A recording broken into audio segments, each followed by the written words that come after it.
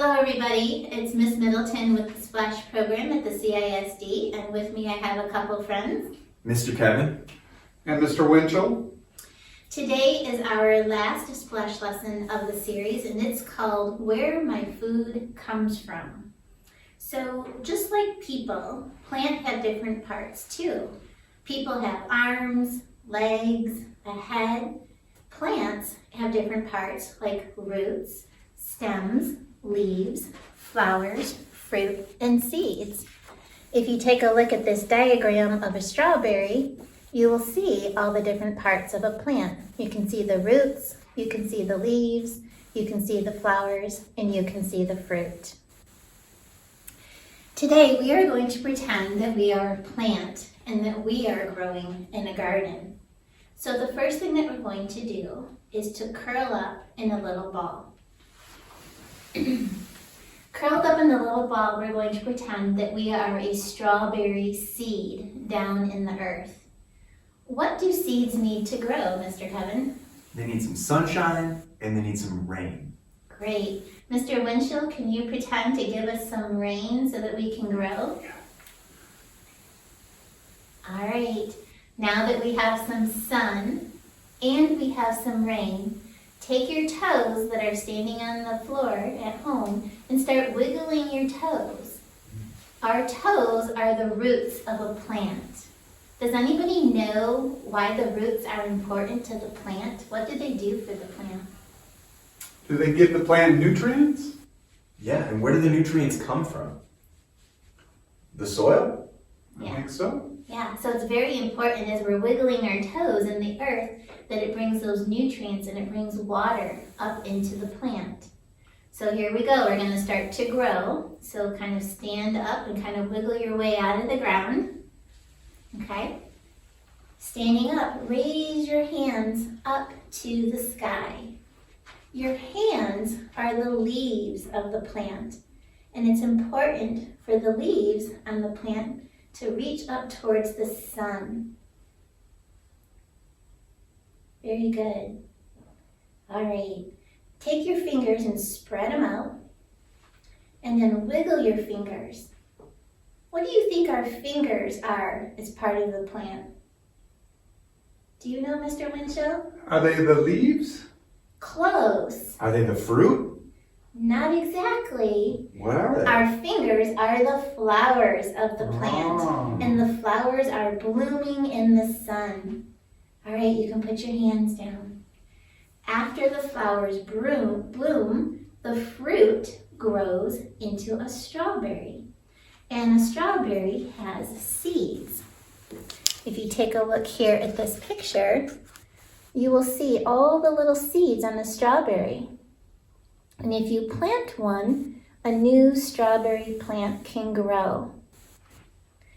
Does anybody know how many seeds on average are on the outside of a strawberry? Want to take a guess?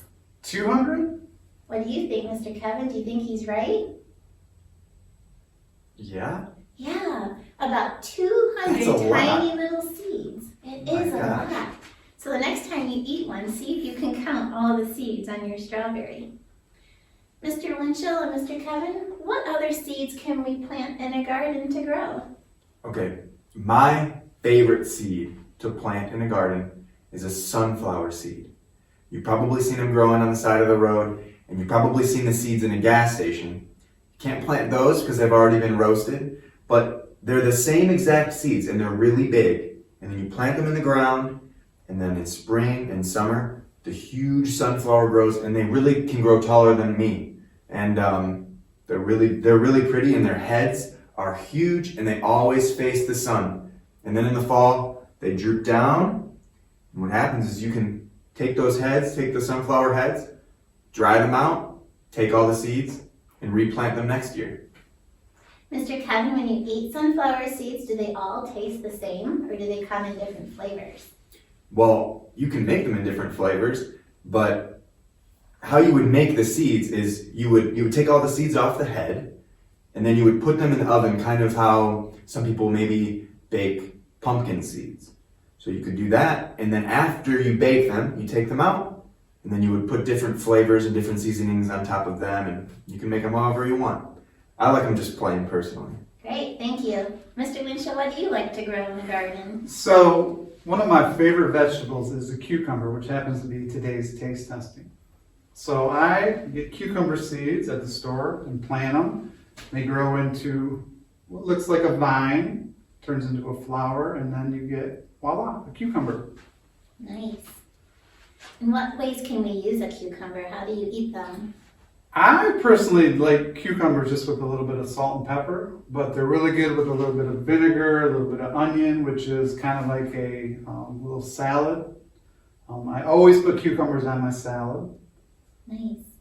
And for today's taste testing, we're going to give you a little bit of dill, which is actually an herb that you can grow. And you can take that dill and put it with your cucumber, and it's going to give it just a slightly different flavor. Mr. Kevin, what do you think? When we put the dill and the cucumber together, what other food does it kind of taste like? Kind of reminds me of a pickle. And that's what I was going to say. My favorite thing to do with cucumbers is to make pickles out of them. And you can make dill pickles by just simply adding the dill to your vinegar or to your water, however you can your pickles. So are you both telling me that a pickle is a cucumber? That's Is right. That's what I'm telling That's you. right. Nice. You know what I like to put in my pickle? A little bit of garlic. Mm-hmm. Yeah, that's my favorite too, actually. Nice. Thanks, you guys. Thanks for sharing. And No you guys, problem. if you haven't tried already, talk to your family about possibly growing a garden at home and see what kind of seeds you can plant. And then you can identify all the different parts of the plant, and you'll know where your food comes from. May I also add that if you can't find seeds in the store or you don't want to buy seeds, some local libraries do have seed banks where you can go and you can basically get free seeds from your local library.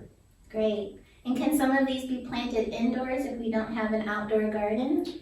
Well, yeah, that's how you would always start. You're supposed to start the seed inside, maybe with a little window that has some light coming through. That's where you would start your little seeds, and then they would sprout up just a little bit. And then once they're big enough to be on their own, and the spring kind of comes and there's no more frost, because the frost would kill all the plants, then you can take them outside and you can plant them into the ground, and then their roots will spread, and then they'll grow bigger. Nice. So thank you guys for joining us for Where My Food Comes From. This is the Splash Team, and until next time. Bye. See ya.